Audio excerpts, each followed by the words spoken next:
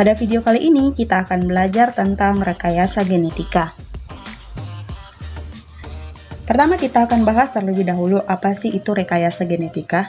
Rekayasa genetika merupakan suatu usaha modifikasi genetika, yaitu manipulasi langsung gen atau sifat suatu organisme menggunakan bioteknologi sesuai dengan yang diinginkan.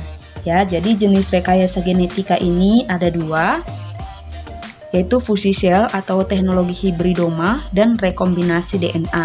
Nah, kita akan bahas dua jenis rekayasa genetika yang sudah saya sebutkan tadi. Yang pertama adalah fusi sel atau teknik hibridoma, Nah, pertama kita harus paham dulu apa itu hibridoma. Hibridoma ini merupakan penyatuan atau fusi dua sel yang berasal dari organisme yang sama ataupun organisme yang berbeda.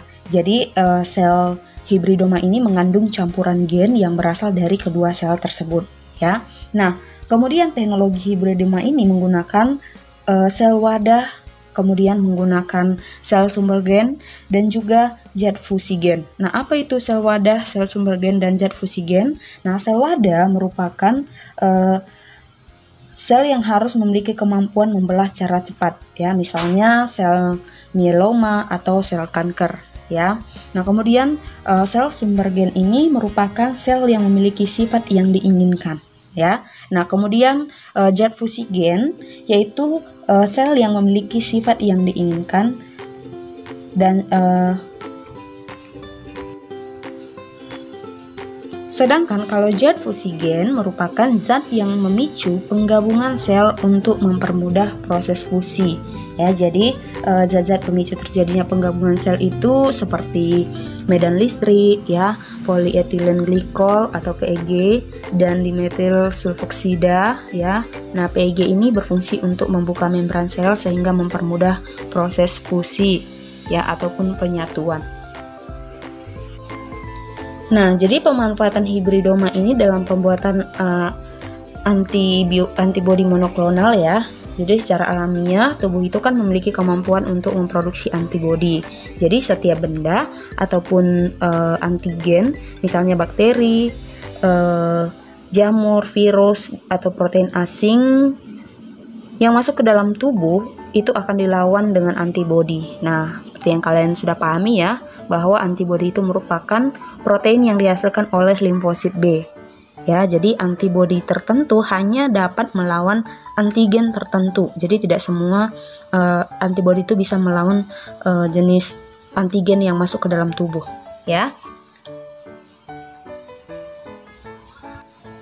Nah, salah satu contoh antibodi monoklonal yang dihasilkan dari pengklonan satu sel hibridoma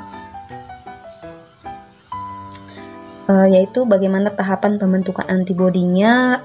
Contohnya hewan dari kelompok mamalia seperti tikus, kelinci, kuda atau kera itu nanti bisa disuntik dengan cara antigen ataupun misalnya bibit penyakit pada manusia, Kemudian sel limfosit B, limpa darah atau kelenjar limfa yang mampu menghasilkan antibodi dari hewan tersebut diambil atau difusikan dengan sel mieloma ataupun sel kanker sehingga dihasilkan sel hibridoma. Nah, kemudian sel hibridoma diklon atau diseleksi untuk memperoleh suatu sel. Nah, kemudian dipilih dan dikembangkan ataupun dikultur untuk menghasilkan antibodi monoklonal manusia, dan sebagian lainnya dibekukan agar dapat disimpan untuk penggunaan yang akan datang. Selain daripada itu, antibodi monoklonal ini bisa dikembangkan untuk tes kehamilan.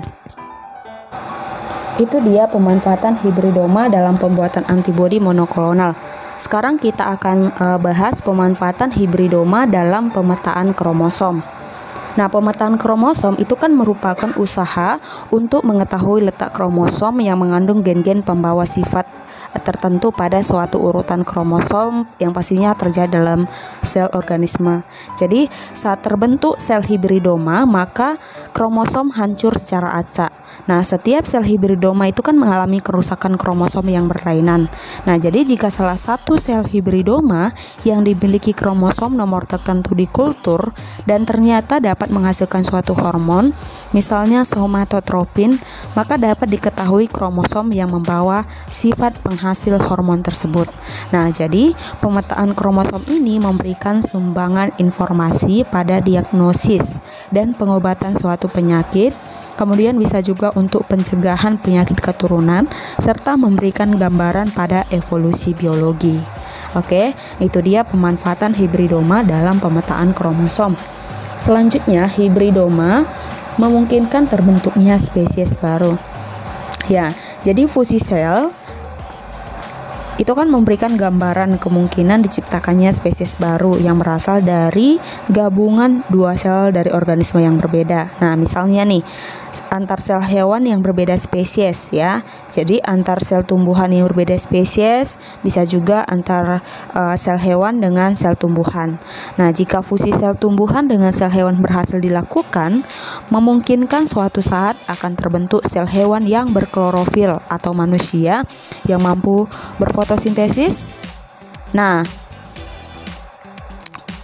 pertama kalian pahami dulu ya, hibridoma sel tumbuhan itu kan agak rumit dilakukan karena sel tumbuhan itu memiliki dinding sel yang merupakan penghalang terjadinya fusi sel. Jadi, dinding sel tersebut perlu dihancurkan terlebih dahulu dengan pemberian enzim selulase. Nah, jadi protoplasma yang tertinggal kemudian difusikan, itu disebut sebagai fusi protoplas. Nah, setelah protoplasma itu disatukan, maka akan tumbuh membentuk dinding sel baru, akan menjadi individu hibridoma yang diinginkan. Jadi seperti itulah dia hibridoma memungkinkan terbentuknya spesies yang baru. Selanjutnya adalah rekombinasi DNA. Nah, seperti yang kalian ketahui ya, bahwa secara alamiah rekombinasi DNA ini kan terjadi melalui pindah silang ya, atau crossing over, bisa juga melalui transduksi dan juga bisa melalui transformasi. Nah, jadi rekombinasi DNA ini dapat diperoleh secara buatan, yaitu dengan pemotongan dan penyambungan DNA secara in vitro. Jadi DNA berbagai organisme itu dapat disambung secara in vitro ya, dengan beberapa alasan ya. Alasannya misalnya struktur DNA semua spesies itu kan sama ya. Kemudian gen itu kan dapat mengontrol sintesis polipeptida dan mengekspresikan sifat tertentu dimanapun berada ya, asalkan kondisinya sesuai ya. Jadi untuk melakukan rekombinasi DNA itu perlu dipersiapkan beberapa hal ya. Yang pertama itu pastinya metodenya itu untuk memperoleh gen ya, dilakukan metode untuk memperoleh gen. Kemudian enzim pemotong atau penyambung DNA-nya juga harus ada. Kemudian menggunakan sel wadah juga ya, dimana sel wadah itu kan sel yang menerima DNA rekombinan ya. Kemudian ada juga vektor pembawa gen sisipan ya. Seperti itulah dia rekombinasi DNA ataupun